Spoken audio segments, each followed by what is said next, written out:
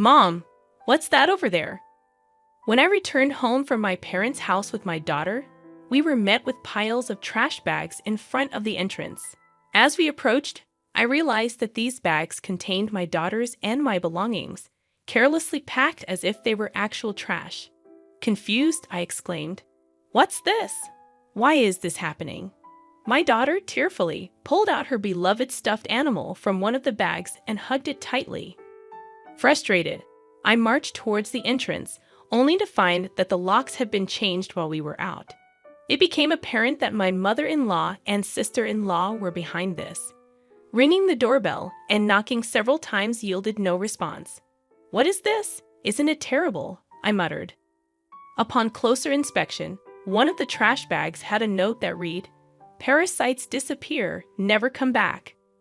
A surge of anger welled up within me, and I couldn't help but express my frustration aloud.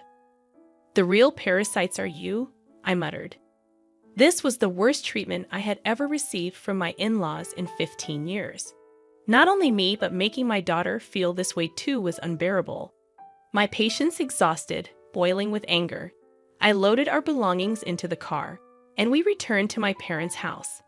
"I will never come back to this house again," I declared. "I'm looking forward to seeing what happens to the parasites when their host is gone." My name is Sarah. I am currently 43 years old. I live with my husband, daughter, and my husband's mother and sister. I can't say we live happily. I work from home, but this house is never peaceful.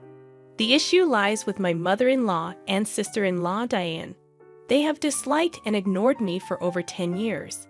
As my daughter, Tracy, grew up, it bothered me less and less. I mainly work as a personal consultant. I started as a fortune teller, but as my blog became popular, I began receiving more consultations on attracting customers, leading to my current job. I met my husband, Kent, through a friend's introduction when I was training to be a fortune teller. I work in sales at a pharmaceutical company, and I also do affiliate marketing as a side job, which is finally starting to take off. Kent gave me enthusiastic advice on attracting customers when I expressed my struggles with fortune telling. Attracted by his kindness, we started dating and got married a year later. At that time, our income wasn't great, but Kent always supported me. I'm so glad I married Kent. I truly felt this way. Living with my in-laws began about a year after I got married. It started when my father-in-law, who had been healthy until then, suddenly passed away. My mother-in-law felt insecure about the future and asked my husband to live with us. We agreed to live together in exchange for her taking care of the household chores. Initially, my mother-in-law welcomed our living together and was happy. I hoped we would get along well, but I was mistaken. 2 months later, she began completely ignoring me, perhaps dissatisfied with me not helping with the housework. Soon, my sister-in-law, Diane, also started ignoring me. I didn't mind being ignored, but the challenging aspect with my mother-in-law was her tendency to involve others. Not only did Diane, my sister-in-law, hear about it, but even neighbors and relatives were informed that my daughter-in-law stays at home, but says she's working, leaving all the housework to me. If I say even a little, she talks back 100-fold, so I just ignore her. To make matters worse, my mother-in-law would suggest to others, "You better not talk to her too. It'll be troublesome." As a result, people around the in-laws' house began giving me only tepid responses to my greetings. I felt isolated, and it became very difficult. Despite my pleas to stop spreading strange rumors, my words were completely ignored. Although my mother-in-law's attitude softened slightly when my daughter Tracy was born 2 years after we started living together, her overall stance towards me hardly changed.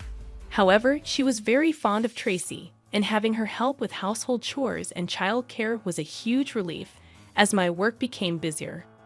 Around the same time, my husband Kent's side business started to struggle, and he seemed unable to adapt to changes in the affiliate marketing market. He approached me saying, "Sarah, can you increase your contribution to the monthly expenses a bit?" I agreed, expressing that my consultations were increasing, and the new methods I implemented were working well. Despite my willingness to collaborate on ways to boost his sales, Kent insisted on handling it independently, saying, "I think I'll try it on my own. I'm really sorry." From the beginning of our marriage, we had agreed that Kent would manage the household finances. Initially, my income was low, so he allowed me to contribute more when my sales increased. I transferred money to Kent based on my monthly earnings, and he provided a fixed amount for living expenses in cash. Initially, I could only contribute $100, but now I could transfer up to $1,000, though not every month. I could contribute more if I dipped into savings. I knew Kent was struggling with his side business, but his pride prevented him from consulting me. He began spending more time at cafes after work, returning home later and later. When Tracy was about 5, Diane got married and moved out. Since she lived nearby, she often brought her son Ricky to our house during the day. When Ricky turned 1, Diane expressed her intention to start a part-time job. My mother-in-law gladly offered to take care of him until the evening. Diane was appreciative, saying, "Thank you, I'm so happy." However, as my mother-in-law began caring for Ricky at home, she became very fond of her grandson and started being cold towards Tracy. When they fought, my mother-in-law would scold Tracy, comparing her unfavorably to Ricky. Over time, Tracy started playing near me and began to dislike my mother-in-law's behavior. I spoke up, saying, "Talk to your mother. Tracy and Ricky are both her grandchildren. She should treat them the same. Tracy is already a big sister in elementary school." However, my mother-in-law's focus shifted, and she approached me saying, "Things are tough at the company right now. We might not get bonuses, so could you contribute a bit more?" Despite the challenges, my blog's client attraction was successful, and I started receiving more consultations as a consultant, earning far more than I did as a fortune teller. When Kent requested additional financial support, I responded, "I'm already contributing $2,000 a month. Isn't that enough?" "Yeah, I'm embarrassed to say, but my salary has decreased and the side business isn't going well." "Don't be secretive. We're a couple. We should support each other in tough times." "I'm really ashamed. Thank you." Later, the amount I contributed gradually increased, and eventually I was transferring $4,000 a month to Kent. Still not wanting to hurt his pride, I let Kent continue to manage the finances. When Tracy was in 6th grade, Diane came back home with Ricky. It seems Diane got divorced due to her infidelity, but I don't know the details. By this time, Tracy could help around the house, so household chores were divided among each family, being ignored by my mother-in-law, and Diane continued, but it no longer bothered me. It's unfortunate that I couldn't give Tracy her own room when she started middle school, as Diane's return meant we ran out of rooms. One night, while discussing which tutoring school Tracy should attend for middle school, Diane suddenly said, "Hey, tutoring is expensive. Why doesn't Tracy study by herself? Could you stop making such comments? I'm paying for the tutoring, so it's none of your business what Sarah's paying." "Impossible. You don't earn anything. Kent said he's supporting you. You're just a leech, aren't you? Ha, you married him because he has money, right?" "Exactly. Kent told me not to speak ill of Sarah, who can turn, but that's just shameless." My mind was filled with questions. What does this mean? What has Kent been telling his mother and the others? Kent is the one supporting this house financially. It's about time we put an end to the parasite's lifestyle. I feel bad for Tracy, but if we pay for her tutoring, we won't be able to pay my compensation. Not be able to pay? Are you saying our house is paying for your compensation, Diane? Kent said he would pay for it. You should spend your money on Ricky. I began to understand the deception and felt my anger rising. My husband had always managed our household finances, and my mother-in-law had taken care of the household chores and childcare until Tracy grew up. So I thought they knew I was also contributing to the household expenses. Is Kent bearing all the expenses of this house, including your living expenses and the compensation Diane is supposed to pay? Be quiet. It's only natural for a family. You're the only outsider here, not related by blood, and yet you act as if living here is your right. It really makes me angry. I contribute money too. Don't talk back. What you contribute is barely enough for your own food expenses. You hardly have any income, and yet you're so arrogant. I could feel my body trembling with anger. I could see Tracy on the side, looking like she might cry. I knew Kent had a lot of pride, but I never thought it would be this bad. Certainly, in the beginning, Kent was paying for the living expenses and pocket money for my mother-in-law and Diane. But I had started contributing as well, and now we were living on my income. I needed to talk to Kent properly. Around midnight, Kent came home. He was drunk and seemed cheerful. "Can we talk? I didn't know you weren't getting any money from your mother or Diane. They said you're covering all the expenses of this house." About that? My bad. It's a matter of pride as a man, you know? When we started living together, I was paying for everything. There wasn't a right moment to say you were also paying. And in front of the family, let me be the eldest son a little, please. Kent, with a light-hearted tone like in a comedy sketch, put his hands together. "Oh, that's right. I'm going to Conan this Saturday. I'll be gone for a week.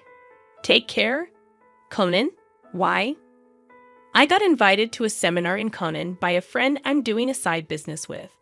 I'm going to make it a success, so cheer for me, Sarah." "Well, I'm off to sleep. See you tomorrow."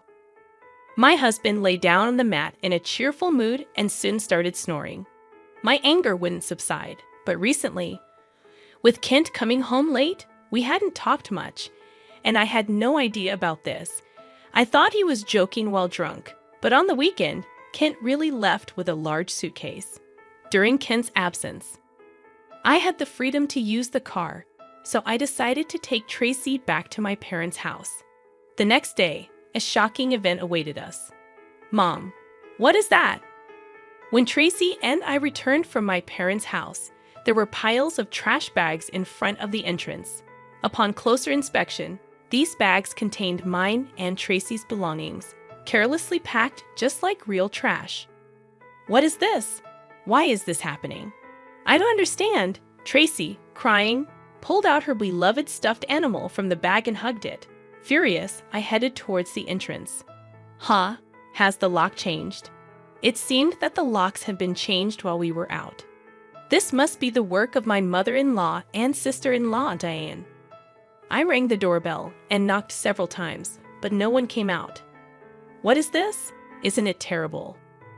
Upon closer inspection, one of the trash bags had a note saying, "Parasites disappear, never come back." I felt a surge of anger from the bottom of my heart. The real parasites are you. I couldn't help but let out a swear word. This was the worst treatment I had ever received from my in-laws in 15 years.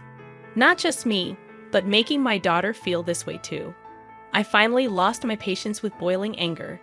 I loaded the luggage into the car, and we returned to my parents' house. I will never come back to this house again. I'm looking forward to seeing what happens to the parasites when their host is gone. When we returned to my parents' house, they were shocked. I hadn't told them about the ignoring from my in-laws, the money issues, and most of all, their attitude towards Tracy. Not wanting to worry them, my parents said, "There's no need to go back to that house. You should claim compensation from them." They cried with anger and told me to stay with them. My mother's words, "You really had it tough," made me cry too. In reality, I had been trying my best all this time. Enough is enough.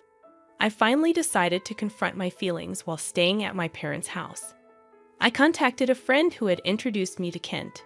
She was connected to Kent's side business friends. "Are you doing well? I want to ask you something. Do you know if Kent's friends are currently in Conan, that famous entrepreneur seminar, right? I was invited but wasn't interested, so I declined." "Kent didn't go, did he?" "Yeah, that's right. By the way, I heard Kent quit his job and is now managing a business with his wife. You two must be close." Yes, that's right." Nonchalantly, I replied and hung up immediately. After I called Kent's company, what my friend said was true, and to my surprise, Kent had quit his job 2 years ago. This meant that for the past 2 years, I had been paying almost all of the living expenses for my in-laws. Looking back over the years, I suddenly felt hollow. A week later, I received a laid-back message from Kent saying he was back in the US. After continuously ignoring him, I stopped hearing from him altogether. He must have heard the news back home. Expecting persistent contact from Kent, I hired a detective to investigate him. The investigation revealed that Kent, dressed in a suit in the morning, spent his afternoons gambling and evenings at a woman's house. So I asked for an investigation into his infidelity as well. 3 weeks later, Kent called me. It must have been close to his former company's payday, and he was panicking. "Sarah, sorry I couldn't contact you. I'm sorry for what my family did. I heard they kicked you out, and I was thinking, why did it come to this? Really? Did you tell the truth to your mother and Diane?" Kent quickly changed the subject and said something unbelievable. "Let's leave that house and live in a new home, just the three of us. I'll cut ties with those who disregard you, Sarah. I'm ready to abandon my mother and Diane, so please come back." Are you really cutting ties with your mother and Diane? Was Kent planning to easily discard them after making them dependent on him? I was disappointed in Kent and his self-centered actions, so I told him, "I'm coming back for now, so leave the door unlocked." Kent seemed delayed at my message. A few days later, I returned to my in-laws' house with Tracy. Kent, his mother, and Diane were there, but Ricky was nowhere to be seen. I was relieved that Ricky didn't have to witness the adults' ugly arguments. When Kent made some remarks, I ignored the displeased pair and took out a divorce form from my bag. I confronted the surprised Kent. "I heard you quit your job without telling me. Since we're supposedly managing a business together, does that mean the $4,000 I've been transferring every month was actually your salary?" Kent tried to excuse himself. "No, that's not it. I told you the business was in trouble, right? So, I decided to quit before getting fired. Carly, I heard you quit 2 years ago, right? I called your company, and it's still not bankrupt." Kent fell silent. I pressed further. "By the way, what role do you play in our joint business management? Are you the accountant?" Kent became increasingly uneasy and started sweating. "Kent is supporting the whole family, isn't he, Mother? He quit his job, his side business isn't going well, and yet it's a mystery where the money is coming from. I'm leaving, but please continue to get financial support from Kent." My mother-in-law and Diane's faces turned pale and ashen. "But the other day on the phone, you were crying and begging to save only yourself, saying you'd cut ties with your mother and sister. Haha, but that won't happen. I'm also discarding Kent here." "What do you mean? I don't understand." "Kent hasn't been going to work. That's a lie. He leaves in a suit, and Sarah was supporting the household. It's true. Sarah has been paying for everything for years. I'm unemployed now and not doing any side business. We're going to have a hard life because you guys kicked Sarah out. We could have had an easy life without working if you hadn't done anything unnecessary." "What do you mean by that? You were planning to abandon us, weren't you?" Kent's response ignited the fury of my mother-in-law and Diane. As the three of them caused a commotion, Tracy and I began to take action. I came to pick up some forgotten items. I took a cleaning robot bought within the last 6 months, an expensive microwave favored by my mother-in-law, and a beauty device Diane had gotten from Kent. "Wait, that's mine. This is mine since I bought it with my money, or you can pay me back for it." Diane fell silent at my words. Then I searched for and gathered my belongings from their rooms. The belongings they had put out did not include my expensive brand bags and accessories. "Why are you taking that too? This is mine." I ignored their complaints and sweet talk. Finally, I dropped a bombshell on Kent. "Oh, I forgot. I plan to claim compensation from your mistress, Mary, too. Tell her it's no use running away." "What? How do you know about her? I know you went to Conan with Mary recently. Good for you, right?" "Of course. I have all the evidence of the affair, so no escaping that." "No way. You've been deceiving me and having fun for the past 2 years." I'll be claiming compensation for the affair, child support for Tracy, and oh, you were secretly paying Diane's compensation too. I'll be claiming that back as well. As I prepared to leave, my mother-in-law and Diane desperately tried to stop me. I was wrong, Sarah. I'm sorry. We just believed what Ken said. We can't live without you. We'll do anything. Please help us. I can't pay you back for the compensation. I'm sorry too. I apologize for everything. You'll forgive us, right? I couldn't help but laugh at their foolish faces. They finally realized who had been supporting their lifestyle, realizing too late that their non-blood related support was gone. Let's just ignore these people, Mom. Let's go home. Yes, that's right. Kent, you'll be hearing from the lawyer soon. Please take care of it. Leaving a dejected Kent behind, we returned home with the items we had collected. Later, my divorce with Kent was finalized, and I demanded compensation through a lawyer. I received numerous apologies and pleas for reconciliation from my mother-in-law and Diane, but I ignored them all. Surprisingly, there was still some inheritance left from Ken's father. The fact that they had been living off my money without using their own angered me again. However, the inheritance wasn't enough for the compensation, and ultimately, they had to sell the house to make a lump sum payment. Naturally, this included the compensation I had been paying for Diane. After selling the house, I don't know what became of Ken's family. I hope Ken can take care of his family, but ultimately, he will choose his path. I also claimed compensation from Kent's mistress, which led to an unexpected revelation. Through the lawyer, I informed her that Kent was unemployed, and I had been supporting the family. Kent had deceived her, claiming he was an entrepreneur with a successful business. In the end, they broke up after an argument. Tracy and I moved to an apartment, and I was able to give her the room she had longed for. I don't think my 15 years were wasted, but sometimes I wonder if I should have made a decision when I started being ignored. Now, I feel happy that my home is a peaceful place.